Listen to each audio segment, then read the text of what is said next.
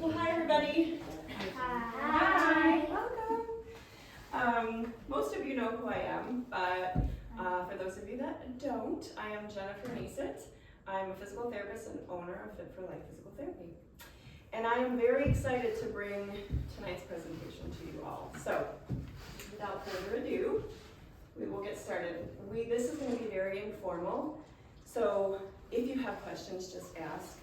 I like to teach, I like to talk. What I'll tell you guys about this technology is, so a couple disclaimers. I am about 26 years experience as a PT. I've been watching people walk for that whole time. So I'm an expert as a PT, we are experts in normal movement. And what I am still learning though is some of the technical terms of this technology. So if you ask me a question and I'm not quite sure how to answer it, I'll get the answer for you, if that makes sense. And then, yeah, just interrupt if you have questions at any time. So just a little bit about our practice for those of you that don't know. There are three of us here. Most of you met Jenna. She's our office manager, director of First Impressions.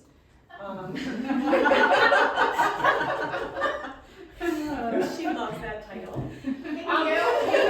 Jenna, gold star. Gold star when I walked in. I was like, right? She is phenomenal. So she keeps our ship afloat. I've been in practice 4 years myself this past January, and a year ago in January, Raven came on. So Raven has 2 young children and could not be here tonight. She is at home being a mom. She herself was a track and field athlete in high school, more of the sprinter type. She also played soccer and was a figure skater. A couple of those sports ended up landing her with some knee injuries and some surgeries, so she's sort of by experience and passion our resident knee expert. So that's kind of her passion, where she has been a PT for over 6 years now. And she's just a bright shining light to our practice. So as far as myself, the initials, the credentials after my name just mean I have some certifications that help me treat back and neck patients well. That's what that means. But I have been a runner myself from about the age of 7. I think the first race I ran was the Bonnie Bell. It was probably a fun run, and I came home with my first trophy, which was a bell, and I was hooked. The rest is history, so they say. So I would run all through middle school and high school. I did about 2 years in college before I injured out. Met my husband, who is very much still an active, competitive masters runner, fast himself. We have 4 amazingly athletic kids. Our oldest one runs for Southern Illinois right now in Illinois. And our second daughter was a volleyball player. She's in her 2nd year at BGSU. So we have a junior and a sophomore in high school. And then our boys are junior and 8th grade, both very fast boys themselves. So even though I don't run myself as much anymore, after a long run, a long course, and checking off a bucket list in 2018 with the Boston Marathon, that for those of you that follow marathon training, that year was the worst weather in Boston Marathon history. And so I run now if I want to, and when the weather is nice and when it's not raining. So that's sort of just about that. But by nature of who I am, I have a passion for runners, treat a lot of runners and active adults, and actually treat a lot of runners in my own house still. So that's a little bit about who we are here. Most of you guys, though, are here or watching it on a replay.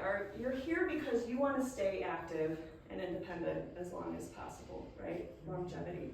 Whatever that looks like for you, you want to be able to pick up your grandchildren, you want to be able to keep up with your children. You want to be able to compete at a certain level, at the master's level. Or you're a runner who wants to run without injuries, or you're a young person who who wants to, experience the success of a sport and to stay healthy. And the best way that you can do that is by learning about your body and how it moves and how you can stay healthy. As therapists, we are always looking for ways to further be able to help us analyze what's going on with our patients. Like I said, watching people walk, it's sort of funny. We'll be walking through the mall or somewhere and see somebody and the kids will look at me like, did you analyze that, Mom? I'm like, yeah. Yeah. It's what we do, but there's only so much we can see with our eyes. And so I had been looking for quite some time for a technology that would help me, that wasn't cumbersome and expensive, that I could take out into the community. And this is, it's taken me quite a while to find it, but that is what this technology is going to help us to be able to do, to analyze what's in front of us, because when I have a patient in front of me, it's like I'm putting the pieces of a puzzle together, and this is going to help us, help all of our patients reach whatever your goals are. So Digitsole is what the technology is called. You're actually looking at it up here in front of you in this kit here. I probably tested it for 9 months or so before I was sure that I was going to do it. So what is it basically? A lot of the problem with a lot of gait analysis technology is that it requires expensive cameras or sensors that are attached to your body and a video camera and a treadmill, and you can only do it in a lab type setting. Well, I wanted something that I could take out or have here without expensive equipment, and so that is what this is. So these are tiny little sensors. They call it Move Scan technology. These sensors go, and we've got 6 different sizes of insoles. So the sensors slide into the insole, which is basically underneath. Does anybody know what the navicular bone is? It's a little bone in your arch, so it sits right under the middle of your foot, under that arch. We put these in your shoes. We use a tablet to find the sensors, attach them to you. We collect some information like how much you weigh, how tall you are, what your shoe size is, your demographics, if you're having any pain anywhere. And we connect it to you. You do have to be in the presence of Wi-Fi or cellular data, but then you go out into the community, you go for a walk. You can run for 2 hours if you want, and it'll analyze all of that data. And we'll talk about more why that's important, but that is literally the technology, and we're going to go over in the next few slides what it shows us, and then we'll talk about like what that basically means. So again, a lot of these words are biomechanics and just physical therapy words about assessing gait. So I'm going to briefly go through what they are, but this is what the data shows us when we do an assessment for somebody. So there are 3 different things that we can look at. We can do a walking assessment, we can do a running assessment, and we can do a jumping assessment. I have the capability of doing walking and running assessments. Whether or not you're a runner, everybody will get a walking assessment because we need to see what things look like when you're walking.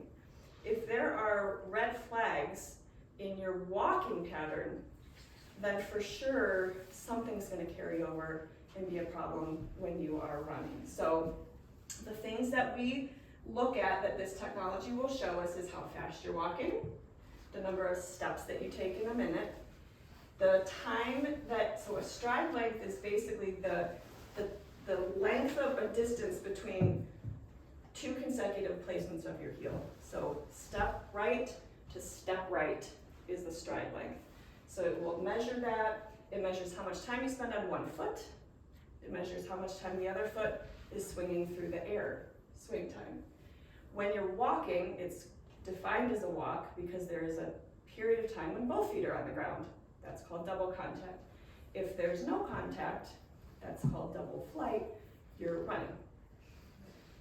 Then there are 3 things that it looks at with regard to standing phase. Stance phase is defined as the time the foot is on the ground.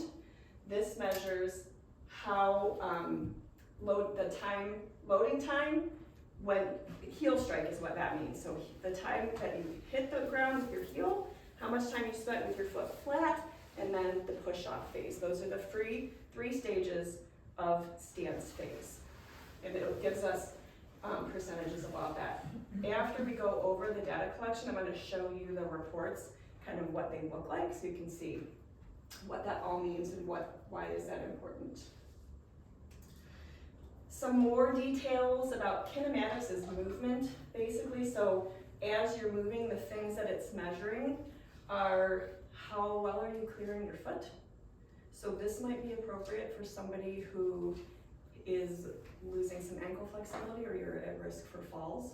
It'll show the clearance of that. Pronation and supination angle that's what happens to a normal foot. Is when you heel strike, you normally go from a supinated foot with your, on the heel, on the outside of your heel, and we're supposed to move into a more pronated position, which means you push off from your toe, your big toe. So it gives us information about that in all three stages of that stance phase. It measures an angle with which you strike the ground. We'll talk about that in a little bit. How high the foot is from the ground. Again, you're sort of looking at fall risk here. It also measures circumduction, which is a strategy that people will use if they have a limited ankle flexibility or limited knee flexibility. And it basically means the person's leg is sort of swinging around. So if somebody can't bend their knee to get it through, they'll swing it around. And it'll show us that. And then step angle progression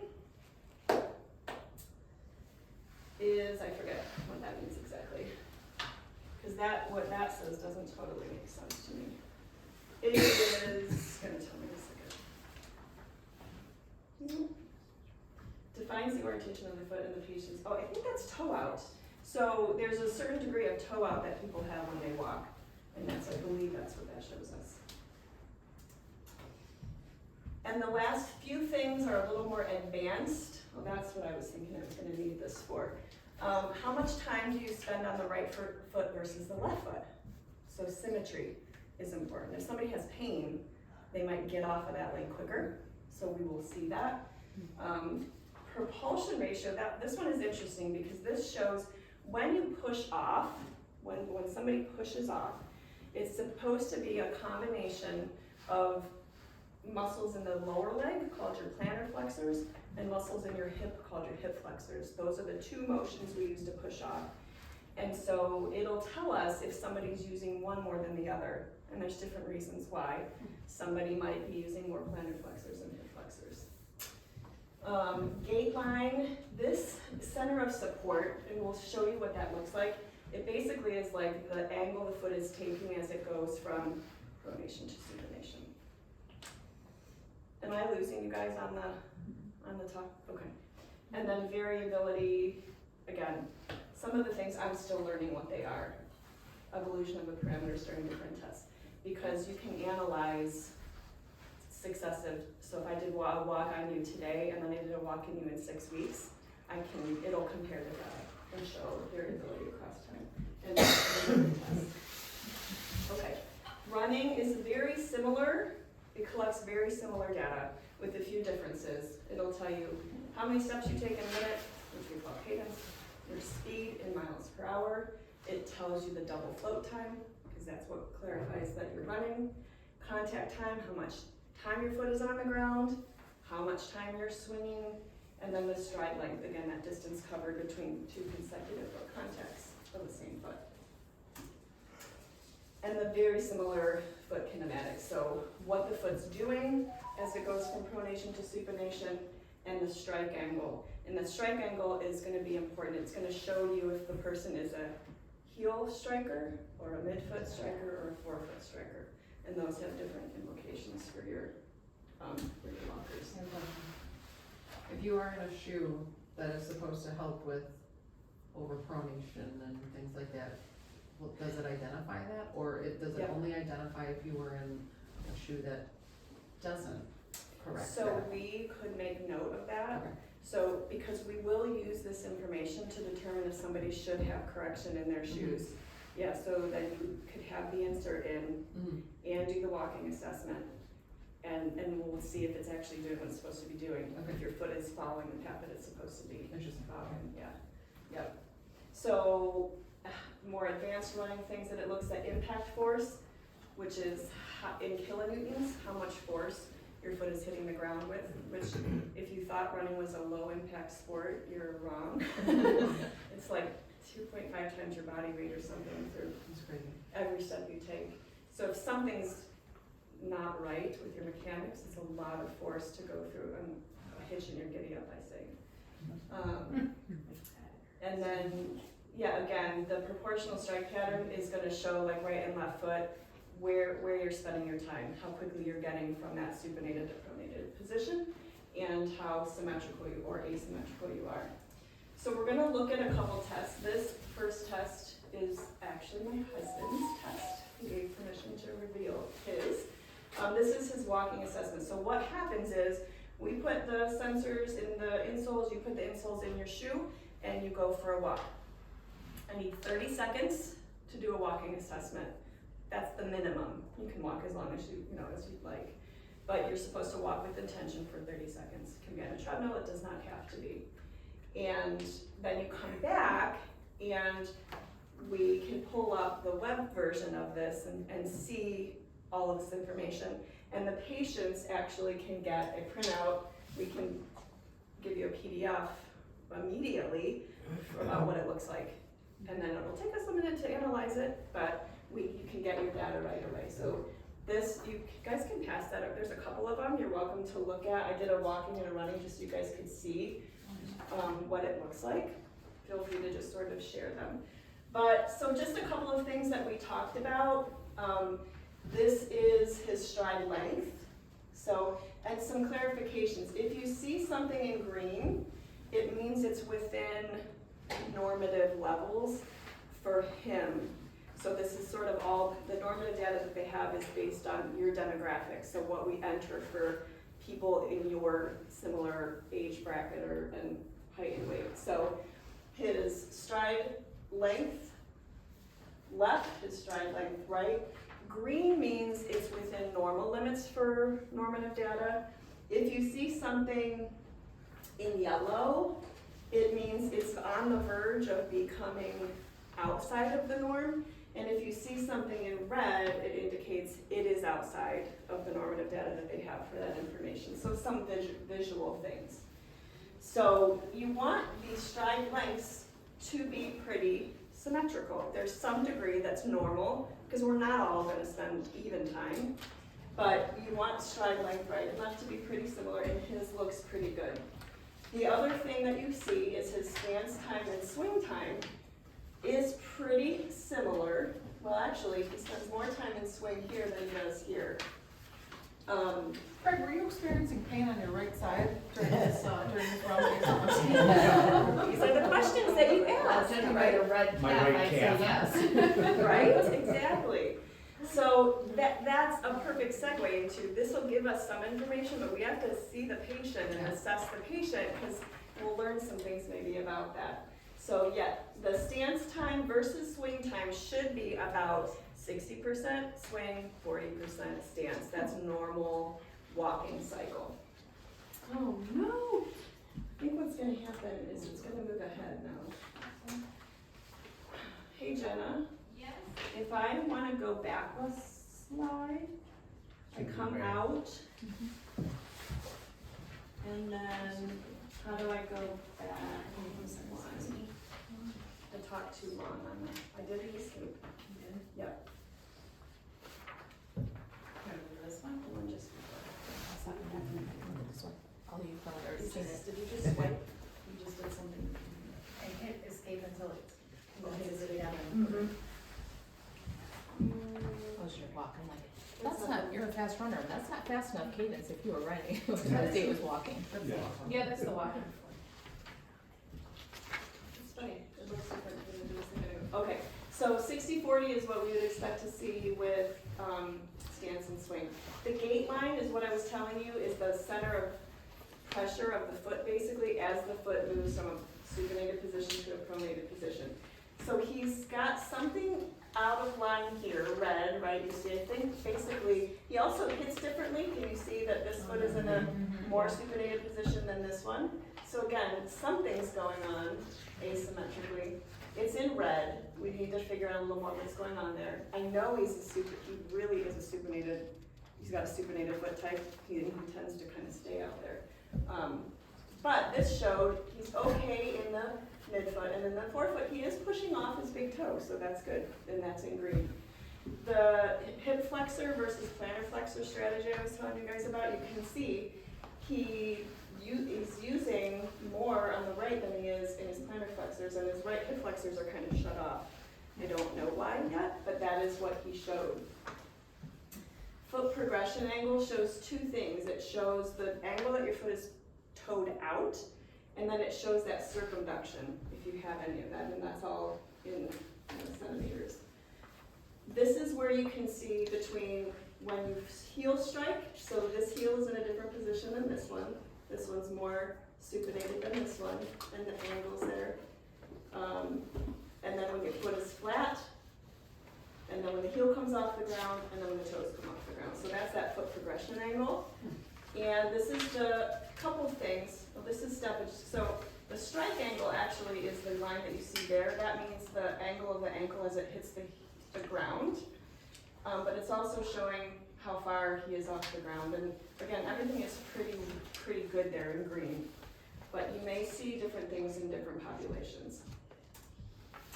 And then we had a run, and that was interesting. So this is what the running looks like. He definitely spends more time on the left, which I don't even remember if that makes sense based on his stride length. Was longer on, who has it? One of them. So he's asymmetrical in the time that he spends on his feet. He's definitely a midfoot striker, so he doesn't land totally on his heel, he's more in his midfoot, and that's the kilonewtons of force that he strikes with. This is a similar graph to what we just showed. It has the stride length, and the number on the bottom is gone. Hopefully it's similar to that.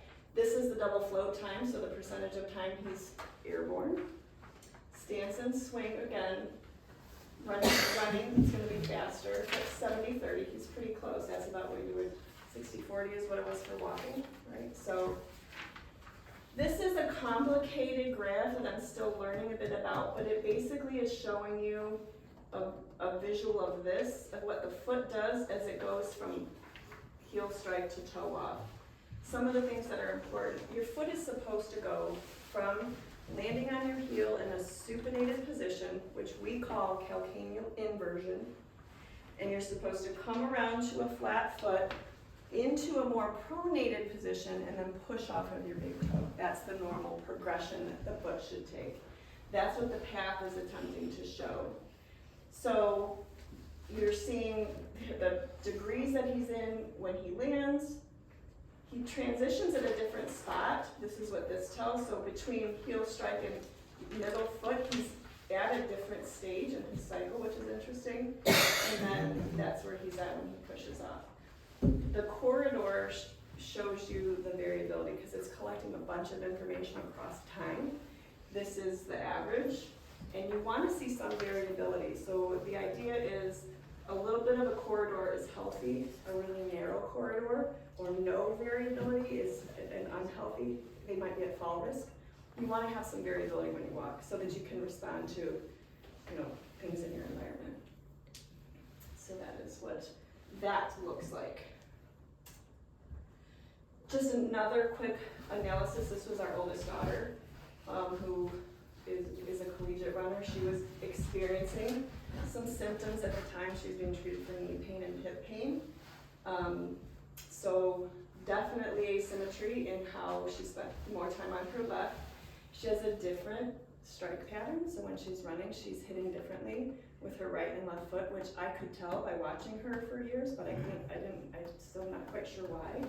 This should give me a little more information on her. Everything here looks pretty good. Again, if things are in green, then they're pretty good. She also was running kind of slow. She was running in the hallway. And then again, just a different pattern, so she does something different, a little bit different between right and left, but nothing really remarkable. But that's what the reports look like when they come out. The cool thing about this is, what I was mentioning earlier is I'm definitely an expert in analyzing people's gait and normal movement, but this technology is new. So I have a super intelligent, I don't even know what his title is. He works for the company and he's a PhD in all things biomechanics and gait assessment. And so he is like, I've been his student the last few months. So any questions that I can't answer, he's helping teach me, which was funny because we did a session a week or two ago.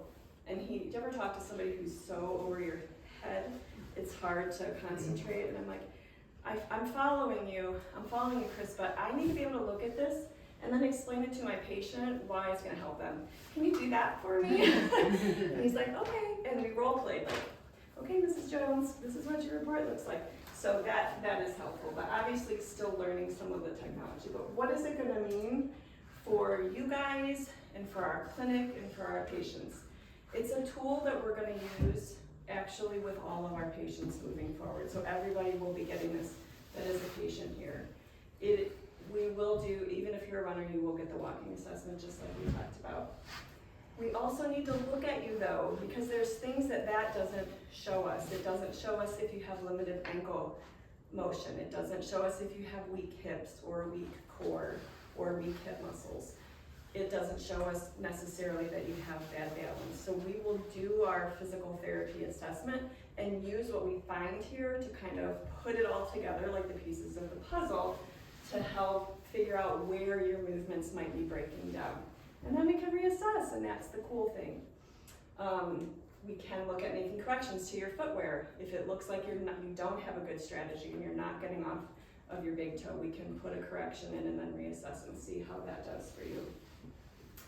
Let's say you are a hiker or you are a runner and you are fine for the first 30 minutes of your activity, but around 35 minutes or a certain mileage, you start to experience some difficulty with a pain or something. The beautiful thing about this is we can hook you up and you can go and come back, and everything is time stamped. So we can pinpoint what you look like when things were fine, and then we can pull it up and side by side compare it to when your problem started. And that can give us some really helpful information. Maybe you're getting fatigued, maybe your ankle strategy changed, maybe you're striking differently, or you're using more plantar flexors and hip flexors, and it kind of explains why you're having knee pain at that particular time. And it'll be useful to help us then figure out how to treat you with that moving forward. I have a question. Sure. Does the data possibly change too, depending on the terrain that you're doing? So like if you're on a flat surface versus being out on a like a trail that has hills, or there's roots and potholes everywhere and that kind of stuff. Yeah, that's a good question. I think we would take it into consideration. He did share a story. I mean, we can document the details. If you look at the bottom of a couple of those, you'll see that there's space for notes to write things. He talked about a time that he worked with a patient or a client who wanted to run faster, and I mean, everything was looking so good, but it came down to like the surface that she was running on was always the same or something. Like it was something so simple as changing the surface that she was running on. So I mean, the best data for us would be probably level ground. You know what I mean, to get good data. But if you're having trouble and you're walking on the uneven stuff, then I think we could see what's happening.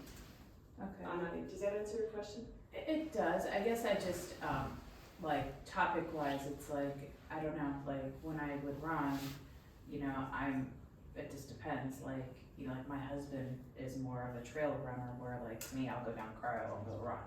You know, You like, could to me, take it on the trail. Is that what you're saying? well, I'm just saying, but like, that's more him, that's more me, but I'll do both, which is to me also a different kind of how I'm using my legs and my feet differently, depending, knowing that, hey, I'm gonna, like, if I were to go over to Skoke Meadow, and I wanna go do that big hill, that's a completely different position my body is in. Yeah. So that's what I mean, like, so like, I don't know, for someone that is not like, hey, I'm just going for it, like it's their normal thing, like if they're gonna run around here, like, right, you can go do quail, it's pretty pretty much the same, there's elevation is a little bit different, whereas, like I said, if I'm gonna go to Environmental Learning Center or Scope Meadow, it's just a different Yeah. kind of running, and to me, you're preparing mentally on how you're Yeah. gonna kind of run that, Yeah. and your body reacts differently. Yeah. That's just me, I'm not like, I'm a late runner, I was a late runner in life than, earlier, so I'm just curious. Well, he talked about, there's some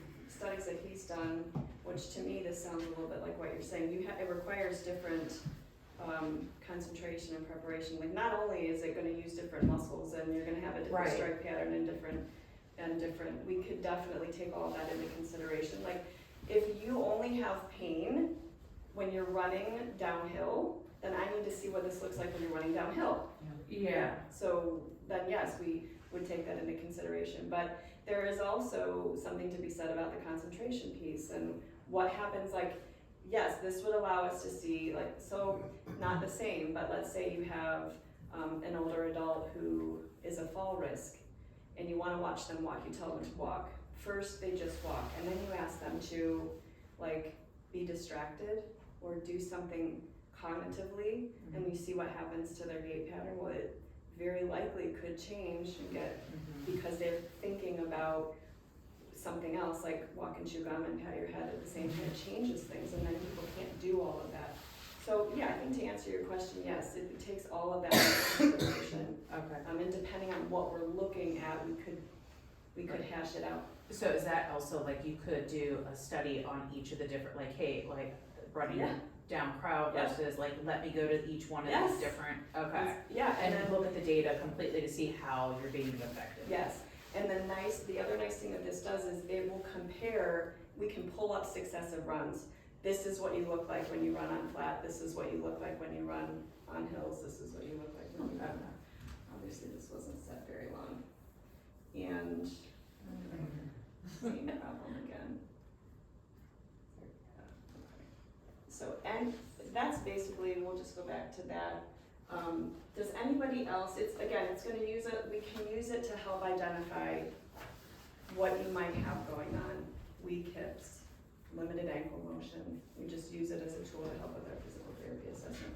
And that's gonna mean that you guys are gonna walk more efficiently, and if you're gonna walk more efficiently, you'll be able to live that optimal best life. And then if you're gonna be more active, and there's an issue with your walking, we'll identify it and be able to help make you more efficient of a faster moving person. Any other questions? I have a question. I may have missed it. in the Hopefully I beginning. can Sorry. answer, Gina, that's No. okay. So, what about when we're talking not running? So now we're talking Yep. just walking people. Yep. Would footwear make a large difference? And is there anything that you, well, I guess, what corrections can you make? Exercise in different footwear? What are the other corrections when we're talking in the walking range? So ask it again. So will Does- footwear make, so The when, type of shoe that the Yes. person is in when you do the assessment? yes, and then would that, Yes. everything would probably vary with different footwear, cause if we're looking at fall risk and all of those Yes. things, like that's Yes. in the non-runner, I'm talking about not Yeah, running. and somebody that you wanna see if they're a fall risk?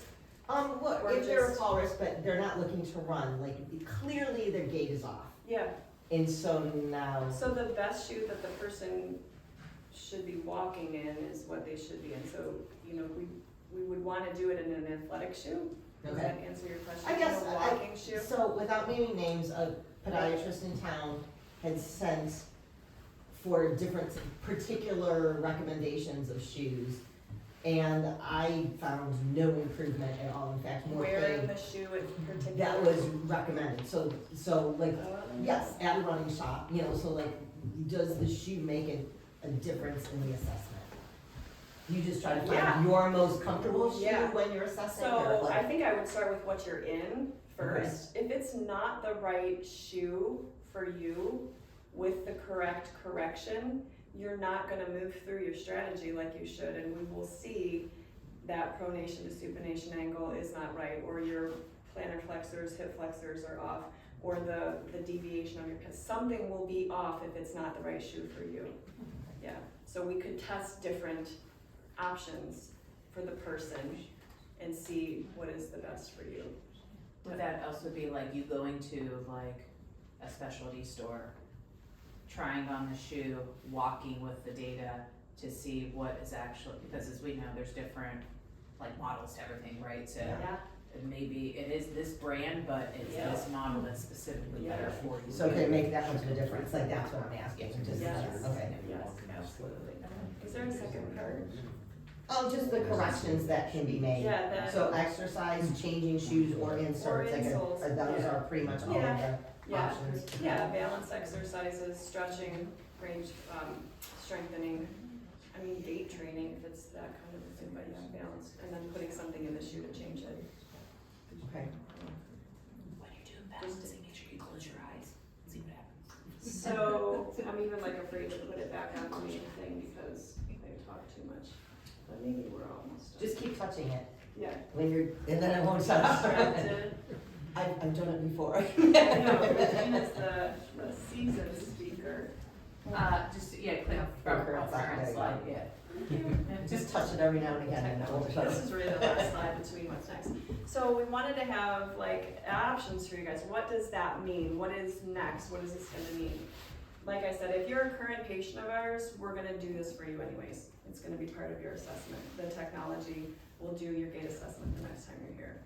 If there is somebody that has a nagging issue, whether or not you have a pain or not, but you're curious about what is happening and you want to live your best optimal life, we offer a total body diagnostic for people. It will show, we will do a brief physical therapy movement test and screen a brief physical therapy miniature assessment. So we'll be able to tell what your foot looks like, what your foot posture looks like, how flexible you are, how strong you are. We'll use that information and then we will do the Digitsole assessment. And so within a 30-minute session, you will come, we'll do those things. If, let's say you're having knee pain, Raven will tell you what's wrong with your knee pain that you haven't been wondering about for a long time. And you'll get your printout with what's going on, and then we will analyze it and get back with you with what we think. You know, so it's sort of like the entryway to having us do this for you. For the runners, what we're putting together is, and these are like minimal services before you would become a patient necessarily. Healthy running screening we are putting together, and that is gonna incorporate 3 of the things that we're going to do when we launch our Run for Life course. But if you're not sure if that's right for you, you can come in, we will look at your feet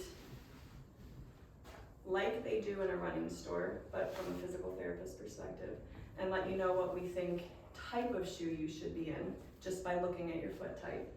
We will do an injury prevention screen for your sport, specific to your sport. So when you leave, you'll know where you're strong, where you're weak, where you need to work on flexibility, and exercises that can go along with that, and we'll do your Digitsole assessment. So that's something that we're promoting for our healthy runners. And then starting in March, we're gonna do a Run for Life 6-week course. In the fall, we did our first course here, and it was for, the ladies called it their menopause course. It was fabulous. Awesome. And loved it, it was super valuable. We've had a request for more courses. So this is the next one that we will be offering. Tuesdays in March, it'll be Tuesday evenings. You can probably need a block from 7 to 9 just to be safe. It'll usually be an hour and a half, but an hour doesn't seem like quite enough. The nice thing about the course is that it's gonna be content about how to run and be healthy and strong, and but there's also gonna be individualized assessments that are part of the course too. So it'll be limited on size so that we could do all of that. And yeah, that one didn't move forward. So we will pick 6 highly valuable topics. I do have information on that if you guys want that. All of the things that come with the Healthy Running Screen will be in there too. And then we'll do the Digitsole assessments for you on week 1 and week 6. So you can kind of see if anything has changed. I do have handouts on that over there if anybody wants it or you want to take it to share. It would be super awesome. And I think that might be it. Does anybody have any questions? I know somebody who shuffles, Yeah. and so Yes. what can I want So the risk would be falling, right, shuffling. So if they needed encouragement and some objective information to show them that it's happening and the risk for falls, the test would show the decreased step height and clearance and that sort of thing. And then we make exercise recommendations for working on, I guess the question is, why is he shuffling? Is there something neurological going on? I think it's broken feet and ankles that he's He's sustained. had in the past, Yeah. so it's not something else going on. Well, and knee replacement. So if it's simply orthopedic, then we could make recommendations for range of motion and stretching and that sort of thing. Yeah. Shuffling gait is something that can oftentimes go with like Parkinson's disease, so we, as long as nothing like that's going on. But however, this is still good technology to use for people like that, because you can put a program in place for them and then an exercise with them and see change. You know, Oh, even the people with Parkinson's? Yes. Oh, wonderful. Yes, yes. Even frail elderly can make change, strength gains, and for Parkinson's in particular, they need to keep moving as much as they can. There's actually really good programs that involve, boxing for Parkinson's patients. That is really good for them. Yeah. Anybody else? I really appreciate you guys coming. So if anybody wants to stay and talk afterwards, that's fine. If you're interested in any of the things we discussed, let me know. Otherwise, we'll stick around for a little bit, but thank you. Cool. Thank you. Thank you.